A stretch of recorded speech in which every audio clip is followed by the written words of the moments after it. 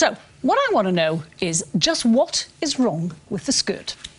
It's one of the oldest garments on earth. Gertrude Bell roamed the Arabian deserts in one. Mary Kingsley explored uncharted Africa in one. Freya Stark penetrated the fabled valleys of the Assassins in one. And even Jonathan Ross has been spotted partying in one. So why are they being banned in some schools? We're being told it's all in the name of practicality. But hark, I hear the marching boots of the transgender brigade. Sorry, but gender-neutral uniforms do not require a ban on skirts. Greater inclusion shouldn't come by narrowing people's choices, especially women's choices. And what message is banning skirts sending out? One more of blame than equality. Why should an entire school have to change its uniform because it might have one or two transgender pupils? There's got to be a balance between recognising the needs and rights of transgender people and helping them, but not by trampling on the rights and needs of everyone else. If we want gender equality, everyone's rights must be respected. And we're not even close to that yet.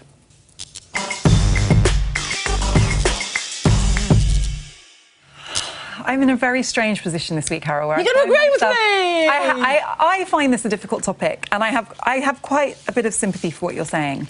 So the reason that schools have been trying to ban skirts is that, and I'm giving them the benefit of the doubt here, and I think they're doing it in good faith. And I think what they're trying to do is find a way of making transgender pupils feel comfortable and included that doesn't put pressure on anyone to choose whether they want to wear a skirt, whether they want to wear trousers. So I think it's in the spirit of inclusivity, which I massively support, in a context where transgender young people suffer really terrifying rates of mental health problems, of suicidal thoughts, of bullying, and that continues into society out of childhood. So I think protecting transgender children is something we should all take very seriously. What's that got to do with skirts, though? I personally think that a better approach for schools would be to let people choose what they want to wear, rather than banning skirts. Yes, and I think that, for me, that would include also letting boys who might be thinking about transitioning to being girls also be allowed to wear skirts. And I want to know what you think about that. Yes, I mean, I have no objection to that at all. Because we have had debates about this in the past. No, I have no objection to it. But what I get cross about, especially in this particular case,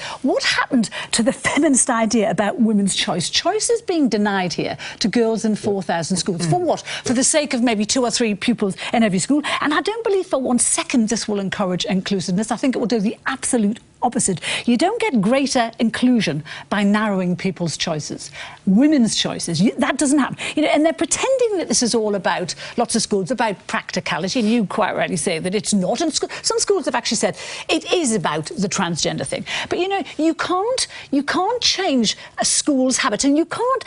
The girls, a lot of girls in a lot of these schools are getting up petitions now and saying they want to wear skirts, and there's a very good reason for that, because trousers for lots of girls who are developing, it's all about what shape they are, and a lot of girls are very embarrassed about wearing trousers because it shows more of their shape in the skirt. And I would have hated to wear trousers at school because I used to get called thunder thighs because I had strong legs, I had curly legs. Skirts were much more flattering for me. So I can sympathise with that. But I think we should also remember that schools have not necessarily given girls choice. I wasn't allowed to wear trousers. I wouldn't have wanted to, but there are still lots of schools that force girls to wear skirts. And I think, personally, there should be more choice. This is 4,000 schools, and it's going down a route, and you know, there are, I think it's something like 4,000 schools. It is 4,000 schools. It is. And there are 4,000 schools. 40 schools. Yes, it is 4,000 schools. So 40, I think it's 40, right? 40. Can I just say that both of you, I think, I agree with you both, actually, and that it should be a choice to wear either, for either gender.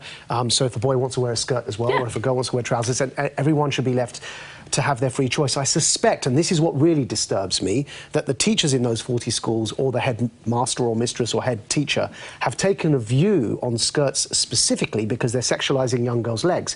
And I worry that if that's the motivation, and some remarks have come from pupils saying that in one of the petitions that students set up to protest these decisions, they said that from... Sexualising legs? As in, somehow it's inappropriate. Exactly. Like, why is it inappropriate for a young girl not to wear a skirt, but for a boy to wear shorts? So the last thing I'll just say is this is why, to both of you now, I'm suspicious of power. Because with good intentions or not, when you give too much power over children. Right, so more choice is better. Whether that applies, I think, to adverts. What are these schools saying? Can we hear from a school and then bring everyone else in? Because it is important to hear what... This is the Priory School, which is one of the schools concerned, and this is what the head teacher, Tony Smith, has said.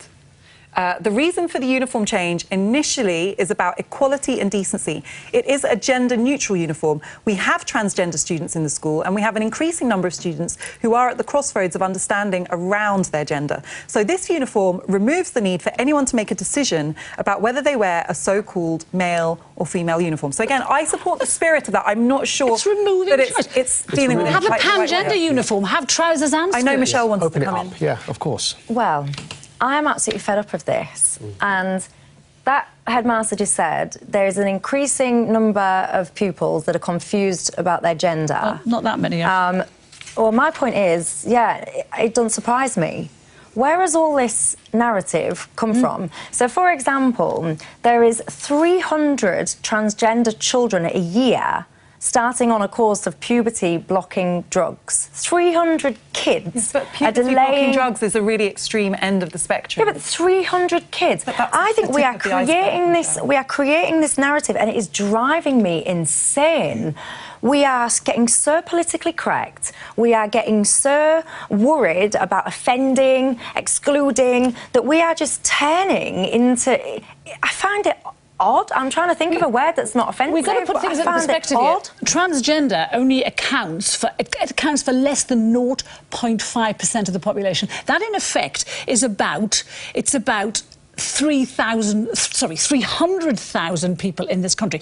But we're changing everything To to be fair, we don't accommodate. actually know. There are no official statistics about how many transgender... That's what we know It's about. toilets, it's uniform, it's language, she's it's right. words. She's right. Surely, There's good treading reason. on eggshells There's good reason constantly. to be thinking Isn't about there? inclusion, because historically, and until very recently, transgender people were completely excluded. So it's reasonable for us to And think if the about how to changes can be improve made things. without costing anyone else anything, like, for example, the transgender toilets you mentioned, if they're already disabled, Luz, and you just add a unisex symbol on them, that everyone can access them, it doesn't This take whole anything narrative, away from everyone's anyone. Imagine it does cost terrified of people. offending. This decision does take It things does away cost from people something in the sense the skirts one did. No, What but it about does in the Greg's sense. being No, but in the remarkably sense that quiet. if you have people, the big argument, women are terrified of men who declare themselves to be a different gender coming into their spaces. well, I think